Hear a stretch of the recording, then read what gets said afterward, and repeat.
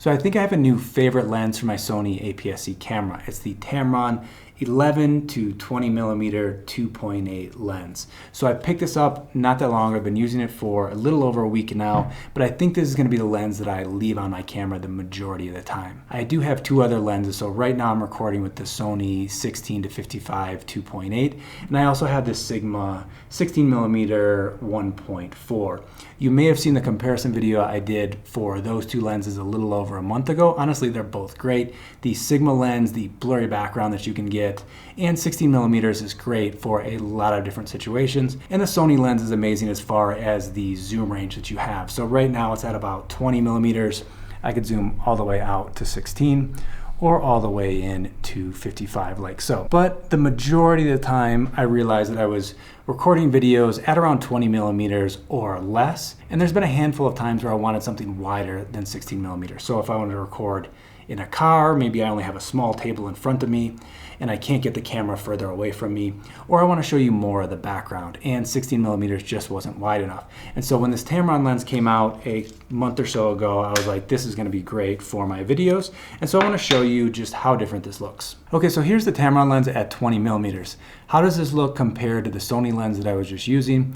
And if you noticed before, I could only zoom out to 16mm, but look at the difference now all the way out at 11. So I mean, you can essentially, I can get my entire wingspan on camera right now, and the lens is about arm's length away.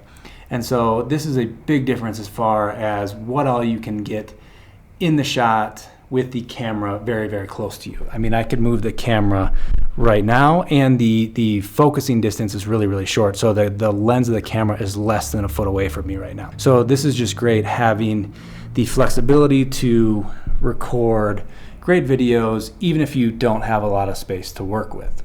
So here's the Sigma 16mm f1.4. This lens is great. The background blur that you can get, the lens is really, really sharp, but I do find myself using zoom lenses much, much more because I do want to change up the shot at all. I have to pick up and move the camera into the exact position I want versus using the zoom lenses for the Tamron 11-20 or the Sigma 16-55. So I decided to stop and grab a quick coffee at Starbucks and set the switch pad down on the table in front of me. This is what it looks like at 16mm. You can see a little bit of what's going on around me. I can't really move the camera further back if it's going to follow the edge of the table, and I can't really move the table much either. But what I could do here with the Tamron lens is zoom all the way out to 11. You can see a lot more around me, or I can move the camera even closer if I need to, and you can still see everything going on in the shot fairly well. I find it difficult to vlog with a 16mm lens. It'll look something like this. I'm holding the camera out basically at arm's length on my switch pod, and you can't see that much going on around me. But obviously I zoom all the way out to 11. You can just see so much more, and I can hold the camera closer at the same time, so it's not as tiring filming myself as I'm walking around. So you may want a wider lens if you're riding in the back of an Uber like I was here. Here's 16mm, and here's what it looks like at 11. You can see more within the car as well as out the window. So here you can see both Loud and I in the shot very clearly when I'm recording at arm's length at 11mm. So what do you think of the Tamron 11-20mm lens? Is it something you'd like to have in your camera bag?